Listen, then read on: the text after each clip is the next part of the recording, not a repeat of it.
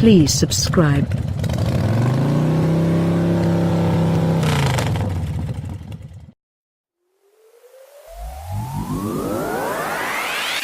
Everything Jaguar Land Rover touches seems to turn into gold. But with such award-winning success, and the earnings growth to match, the expectation from every new launch keeps growing. So can the all-new Range Rover Velar prove the business still has the Midas touch?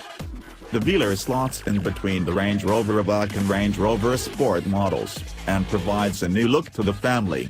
Slim LED head and rear lights that wrap further around the sides of the vehicle, a more sloping grille and flush door handles upgrade the Range Rover look. It is a clean and uncluttered style with subtle detailing, like the crease line running from the front light into the trunk through the elongated side vents. And it's evidence that design manager Gerry McGovern is to minimalist automobile design what Mies Rohe is to minimalist design. Land Rover calls it reductionism, and that is even clearer in what is one of the most stunning interiors we have ever seen. The traditional, clean horizontal dash is intersected by a central part running from the console up to the all-new Touch Pro Duo infotainment system. These twin 10-inch touchscreens are a work of art and a little genius. But when the vehicle is switched on, the panels spring to life with crisp, high-definition displays, and the top unit swivels forward by 30 degrees to greet you. Integrated into the base of the lower screen are two larger dials with their own LED displays, and a central volume knob. The bottom monitor controls the heating and ventilation in addition to the advanced terrain response system, with the two dials working with either setting.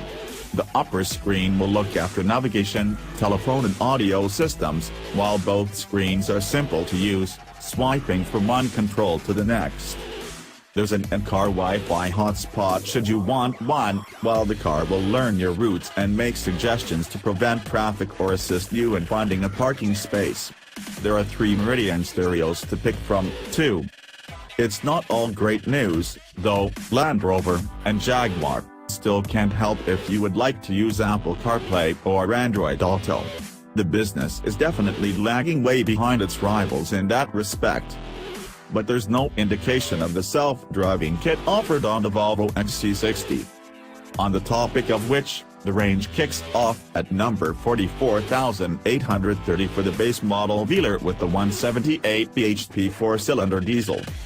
SE costs another number 3,940, while HSE adds a further number 6,500 for range-topping luxury, unless you get the first edition model. If you want a sportier appearance, our dynamic will set you back a further number 2,420. Other engines include another 2 diesels, a 2.0-liter with 234 bhp, in addition to a 296 bhp 3.0 V6. It's beautiful and well-equipped, but not affordable. It won't cost pennies to run, either, with a claimed 44.1 miles per gallon and 167 grams/km of CO2. Our test route in Norway was devoid of motorways, so we will have to wait and see how the Velar fares on a cruise, but it looks like a supremely refined car. As you'll faintly recognize that it is a V6 diesel under the bonnet if you accelerate hard, that's about it. On the larger wheels and tires you'll see a bit of road noise, though that's mainly down to the silence of the engine and the low amount of wind noise. Performance is brisk for a car weighing tons also. It's less about the 6.1 second 0 to 60 miles per hour time as the almighty shove from the 700 Nm of torque, which makes the diesel more fun than the supercharged petrol model. Throttle response is good, too. The Velar sits on exactly the exact same chassis as the Jaguar F-Pace, but our car came with additional air suspension. The Velar still feels fairly firm, yet dismisses bumps and holes with disdain. The steering is meaty enough but with a slightly languid approach, while that firmish ride can help to limit body roll. As you'd expect, this car will cope with far more off-roading than the huge majority of owners will tackle, with a plethora of advanced trickery in the terrain response settings. At 4,803 mm the Velar is a little longer than the F-Pace, while the 2,874 mm wheelbase is identical. The Range Rover's 632-litre boot is marginally down on the Jag's 650 litres, but the newcomer's interior quality is a significant step up.